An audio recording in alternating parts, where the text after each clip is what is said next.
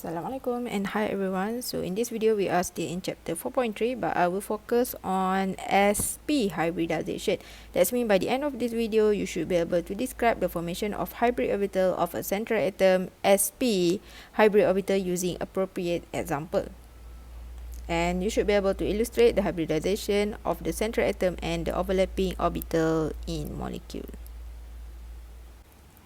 Okay, so let us look at a brief explanation of sp hybridization.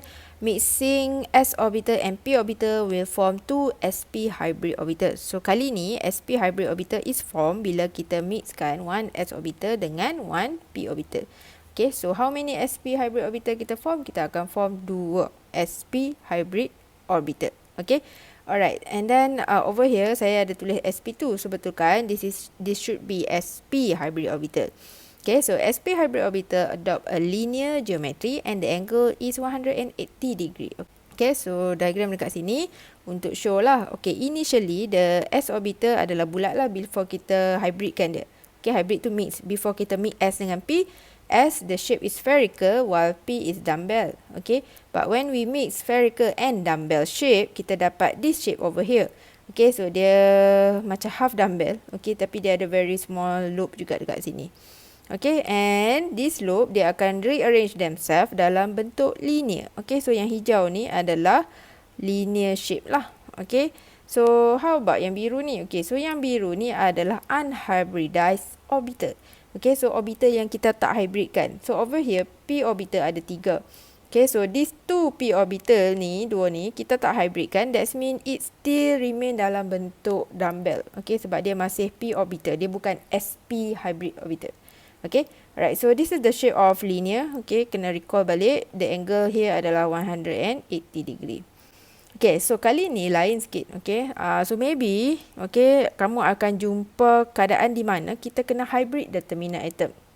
So far, kita hanya hybridkan central atom sahaja. Okay, so maybe ada keadaan di mana kamu kena hybrid terminal. So let us look here.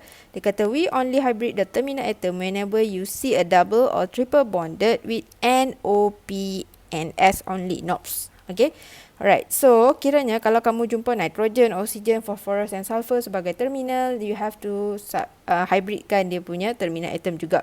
Kalau saya sebut hybridkan, maksudnya you have to look at the terminal atom and buat macam biasa, ground state for the terminal atom. Contoh terminal atom tu nitrogen berapa. Okay, and then masuk excited state macam biasa. Okay, and then last kali hybridized state for N. Okay, so sama sahajalah macam central atom punya step. Okay, and then group 17 terminal such as fluorine and chlorine, normally we use their p orbital to overlap with the hybrid orbital of the central atom. Okay, so kita tak hybridkan group 17 lah usually. Macam so far kita duk jumpa ada yang AlCl3, kita just hybridkan Al sahaja, Cl kita tak hybridkan. Okay, this is just for your syllabus lah. Actually kita kena hybridkan semua, tapi untuk syllabus kamu, yang kita hybridkan terminal adalah yang ini sahaja. Okay, so please bear that in mind. Okay, so I will show you two examples. So let us start with example 1. Beryllium chloride BeCl2. Okay, so this is the Lewis structure of BeCl2. Okay, kita memang tahu dia punya structure dia macam ni je. Dia memang incomplete octet. Okay, so jangan tambah double bond pula. Okay, sebab beryllium kategori berbal. Beryllium, boron and aluminium adalah incomplete octet. Tak cukup octet. So, dia happy dah this way. Dia ada 4 elektron around beryllium.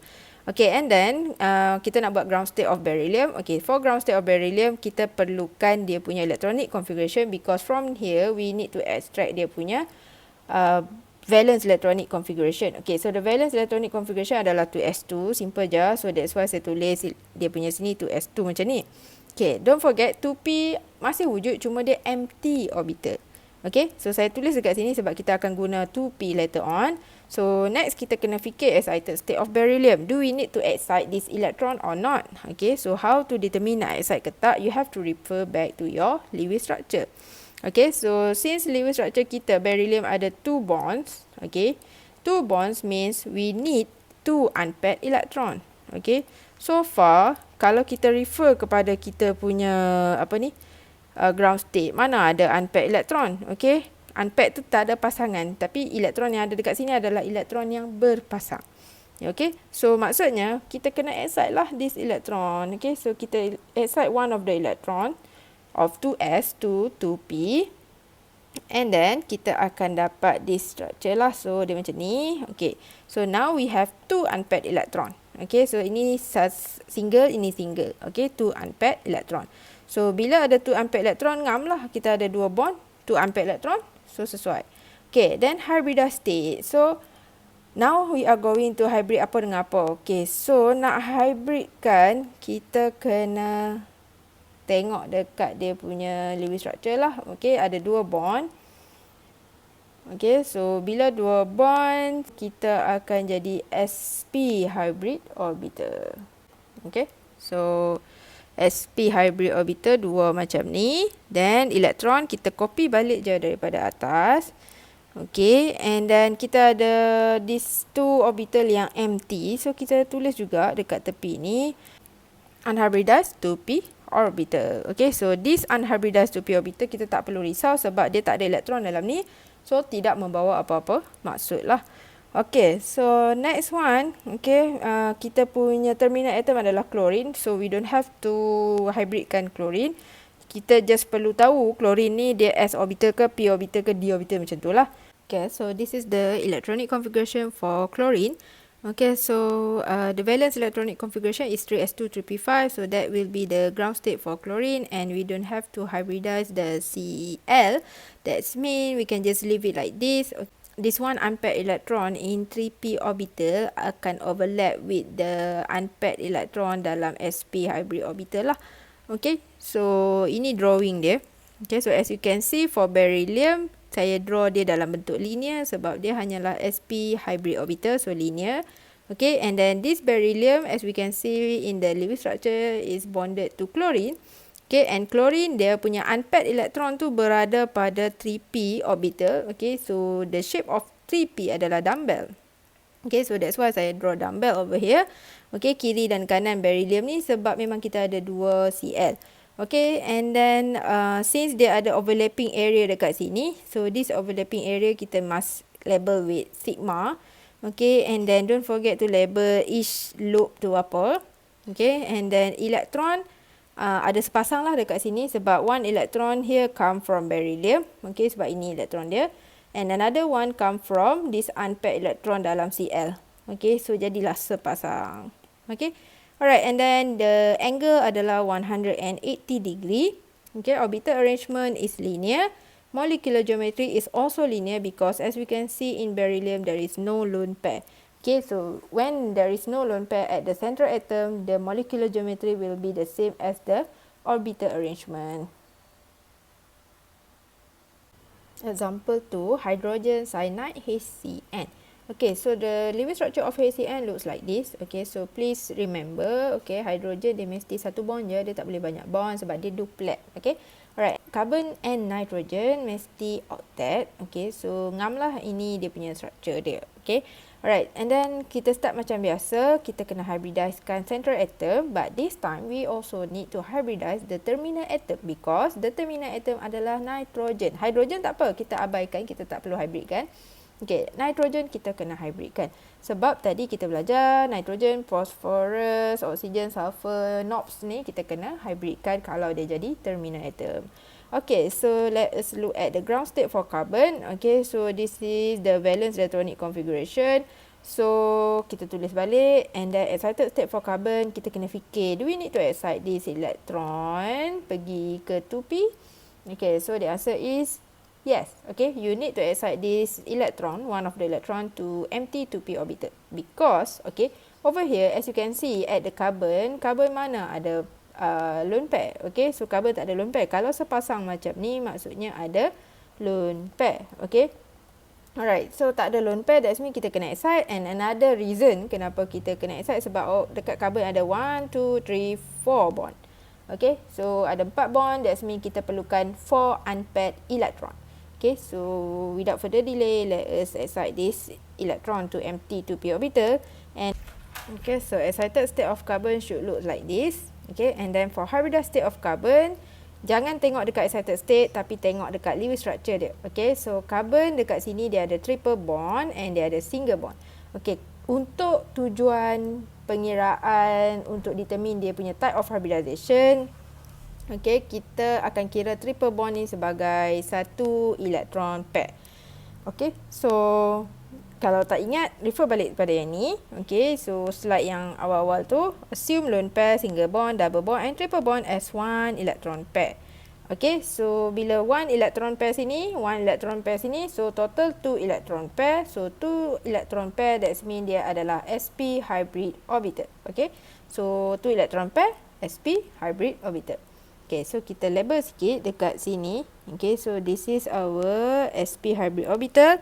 So that means dekat kita punya hybridized state ni, sp hybrid orbital macam ni lah kita kena tulis. And dua orbital lagi tu di tepi.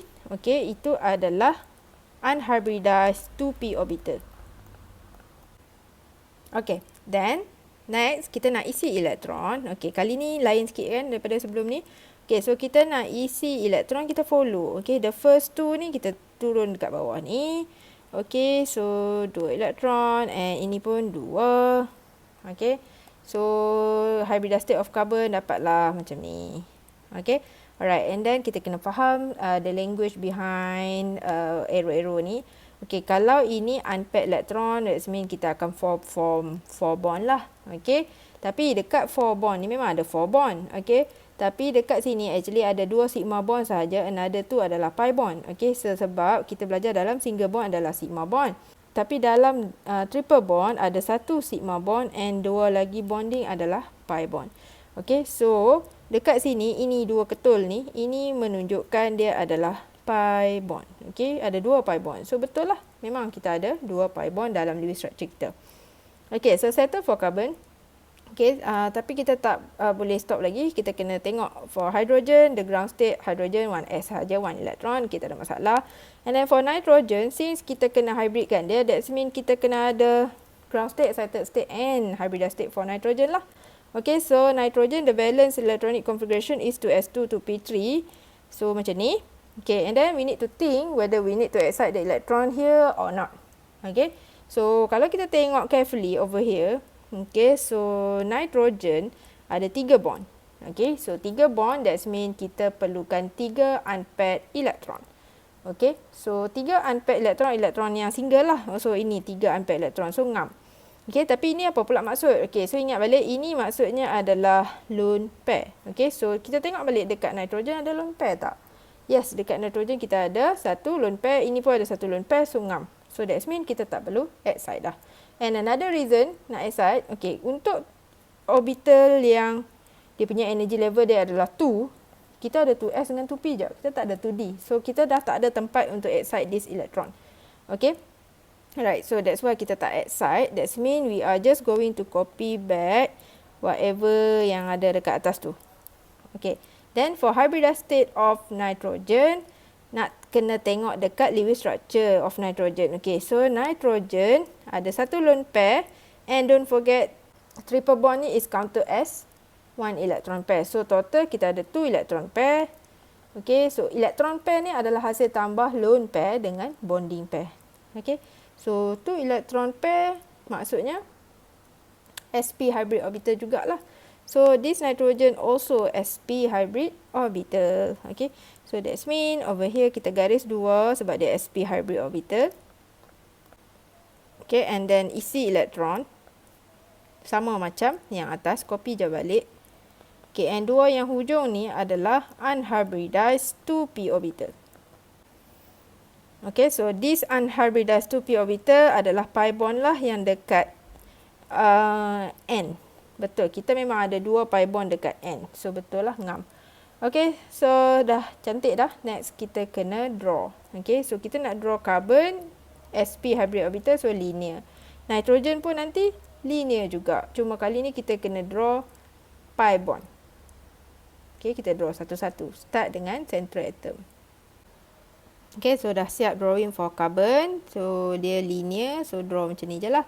Okay, and then this carbon bonded to hydrogen. Okay, hydrogen, one s orbital, the shape is spherical. So, kita draw lah spherical dekat sini.